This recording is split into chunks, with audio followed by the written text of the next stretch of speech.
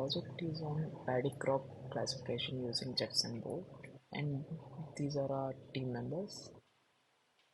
And about Jetson board, it is a series of small, powerful computers designed specifically for AI at the edge.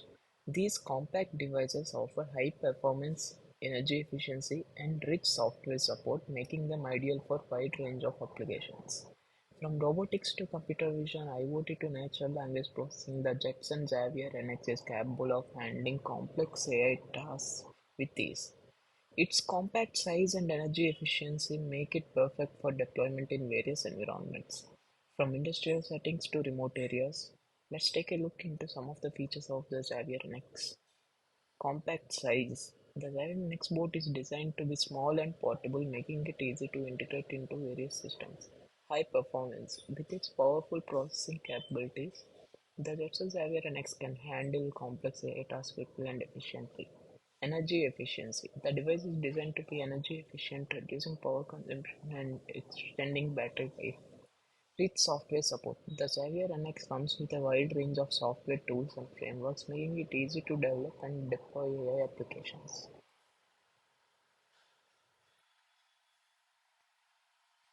Paddy Doctor dataset.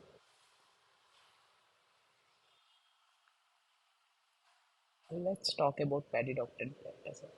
This dataset is a collection of 16 2025 labeled paddy leaf images across 13 classes, including 12 diseases and one healthy category. The Paddy Doctor dataset was created by capturing images of paddy leaves using a CAT S62 Pro smartphone, which supports capturing both RGB and infrared images simultaneously. The images were then transformed into low-resolution images, 256 x 256 pixels, to facilitate processing and model development on desktop computers. Each leaf image was annotated by an agriculture officer into one of the 12 disease categories. The dataset is an excellent example of how AI can be used to identify and classify diseases in crops. So let's compare Raspberry Pi and Jetson board. Here are some key differences. CPU. Raspberry Pi has an ARM-based CPU while the Jetson board has a dedicated Nvidia GPU. Performance. The Jetson board offers significantly higher computational power compared to Raspberry Pi. Community support. Raspberry Pi has a large and active community support, but Jetson board has a smaller community compared to Raspberry Pi, but it's growing rapidly with a focus on AI. And cost. Raspberry Pi is relatively cheap when compared to Xavier. That's it. Hello everyone, I am Devesh. I'll be telling you about the MobileNets V2 model that we have used in our project Paddy crop classification. So, what is the motivation for MobileNets V2? It is very computationally very cheap, low, and it is very useful for mobile and embedded vision applications. The key idea which makes it different from the normal convolution is we are using depth-wise and point-wise convolutions in mobile nets. So we'll see it in the coming slides. First of all, let's have a look at the normal convolution. So the normal convolution, this is the input, and size of input is 6 by 6 by 3. So number of channels are this. This is the filter, a yellow block, and we'll put this yellow block on all the 27 like four positions, 4 by 4 positions, and each time we'll do 27 multiplications to get each of these values. And the computational cost comes out to be like we'll multiply filter parameters are 3 by 3 by 3. This is the filter parameter. Number of filter positions is the blocks like 4 by 4 positions, and number of filters are 5 here, which have used like 5 filters. So the computational cost comes out to be 2160. Now the depth-wise separable, in the depth-wise separable convolution, there are two steps, the depth-wise and the point-wise, which like you can see the difference in normal convolution and depth-wise separable convolution. So in depthwise separable convolution, there are only 3 by 3 filters. There is no number of filters like in this example, but in general there are, but we are using 3 by 3. So how we are going to calculate this output is this red filter will apply like convolve with the red layer, green with the green one, and blue with the blue one. That's how we'll get this output 4 by 4 by 3. uh, that is a like representation what I have already told you. So number of filter parameters are 3 by 3 in each, filter positions 4 by 4, and number of filters are 3. So the computational cost of depthwise convolution comes out to be 432 here. Now this is the first step. The second step is pointwise convolution. So in pointwise convolution, the filter size is 1 by 1 by 3, and this block will put at each of these positions. There are 9 multiplications each time, and will fill all these values. Number of filters are 5, so 5 filters. Coming on to the computational cost about pointwise convolution. So filter parameters are 1 by 1 by 3, filter positions are 4 by 4, 16, and number of filters are 5. So 240 is the computational cost in this example. So the cost summary of both normal and depthwise separable. So the cost of normal convolution came out to be 2160, and the depthwise separable 432 of the depthwise and 240 of the pointwise. So it comes out to be 672. The ratio of 672 and 2160 is 0.31, which shows us that depthwise separable convolution is around 31% less computationally expensive than the normal convolution. Now coming on to the MobileNetV2 architecture, talking about it, you'll see this is a residual connection. This is a block, main block, which is working in this MobileNetV2. So this is the input. First we will put this block, expansion block, then the depthwise as we have already seen, and the projection. This residual connection, this hole, like from here, it will pass the ingredient from here to here directly. This is called IC connection, similar to the resonate. It takes the input from the previous layer and passes it directly to the next layer for more efficient backward propagation. And this block, residual block, is in the full complete MobileNetV2 architecture. It is repeated around 17 times. A more detailed view of this MobileNetV2 block is this. So first this is the input. Like input is coming, first we will expand it by adding the padding layers, and after making it of the convenient size, then we will apply the depthwise convolution and then the pointwise to bring it to shrink it down back to the original size before passing it to the next block. So this is called the bottleneck because this is a shrinking down the size and coming, like bottleneck is a narrower part of the bottle, similar to that. Then like if there are n by n by 3 filters and this one, so we'll expand it to n by n by 18. We'll increase the number of filters. We'll apply depthwise convolution. 18 comes from here, and then after applying depthwise for each red, green and blue filter, we'll again shrink it down by using pointwise convolution of size 1 by 1 by 18, 3 filters. Expanding the representation size inside the probe using expansion operations, allowing for richer function learning. The purpose of expanding this is for the richer function learning, and counting the increased memory usage, we will shrink it down back again here in the pointwise convolution. Now the insights of the MobileNetV2 that we have used in our project. The optimizer we have used is ADAM, adaptive moment estimation, which adjusts learning rates for each parameter based on past gradients. So makes it more efficient. Loss function we have used is categorical cross entropy because our project is multi-class classification.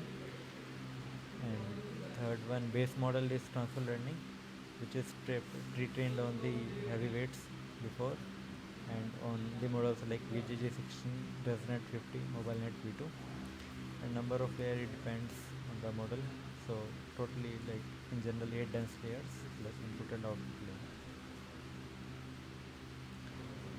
The result of our project.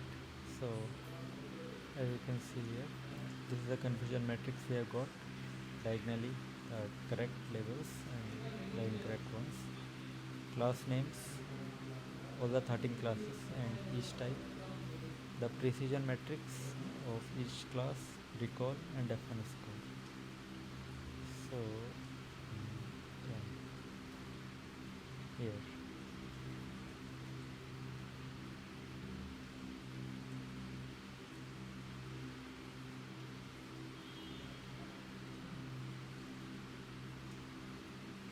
Yeah. So that's all. Thank you. Hello everyone. Now I'm going to present about this model called a SqueezeNet model. As known from its official paper as LXNet level accuracy with 50 times fewer parameters.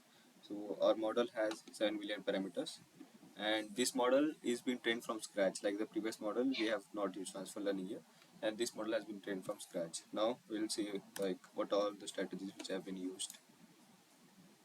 So there are in total 3 strategies. The first 2 are mainly focused on reducing the number of parameters, and the third one is like increasing the accuracy as much as possible with the limited amount of parameters we have. Now we'll see each one in detail. So in strategy 1, we replace the 3 by 3 filters to as many as possible to 1 by 1 filter. So this is as simple as like if we reduce the filter size, we'll get fewer parameters. The next strategy is decreasing the number of input channels to the 3 by 3 filter. So here we use a SqueezeNet specific layer called as fire layer, which has this fire module, which has basically 2 layers inside it. One is squeeze layer and one is expand layer. The squeeze layer only uses 1 by 1 convolution filters, and the expand layer uses both 1 by 1 and 3 by 3 convolution filters. How this works is like, first we apply 1 by 1 filters and then we apply 3 by 3 filters. Then finally we concatenate the output of this both the computations. So it's like we applied both 1 by 1 and 3 by 3 filters finally. So we ensure this by using this formula, though this is number of filters in the squeeze layer, the 1 by 1 filters, the number of layers in expand layer, 1 by 1 filters and 3 by 3 filters. So this has to follow this condition, which will restrict the size by following this condition. Next is we downsample the image width and height going down late in the architecture. So here we can see that the image size is almost being constant with these layers, and downsampling is then quite later at the later series. Here we can see that it's quite downsampled, and we also apply regularization here. We can see it by parameter before tuning and after tuning. And finally we'll see the final architecture. So this is the final architecture. These are the number of activation maps after each layer. So this is all about the architecture. Now Devarshi will show us the results of this. Thank you, Sumit. So I would like to show you the output of the SqueezeNet that we ran. First of all, as you can see, there are 2 particular confusion matrices for the SqueezeNet model. This is because we trained 2 separate models for the SqueezeNet. One was done over 20 iterations and the other one was done 50 iterations.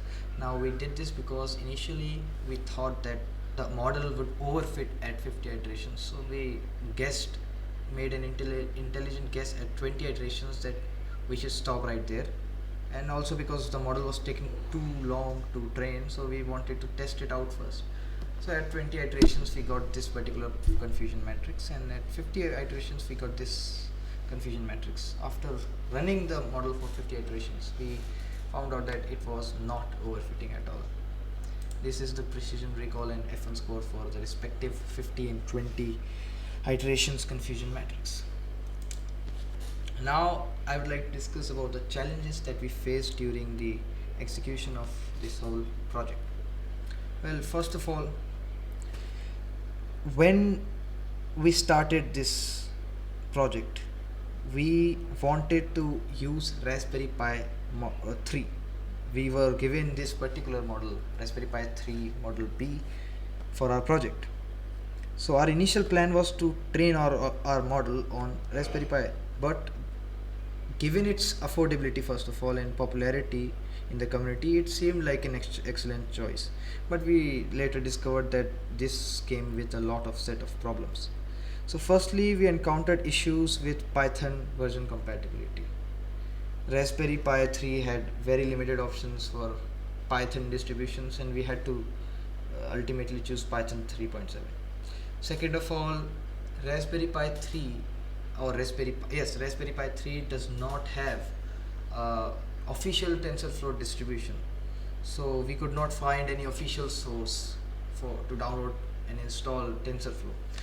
But we found a workaround to this by relying on a third-party unofficial distribution where they compiled this for various particular architectures of Raspberry Pi.